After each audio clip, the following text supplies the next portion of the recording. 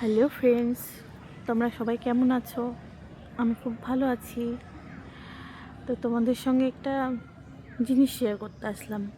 আমার ছাদ বাগানে অনেক রকমের গোলাপ ফুলের চারা আছে। তো তাদের মধ্যে এই গোলাপ গাছটা আমার সব থেকে বেশি প্রিয়। কেন জানো? এটার একটি বৈশিষ্ট্য হলো, এটা তো গাছ একটাই, তবে এই গাছে দুই রঙের গোলাপ ফোটে।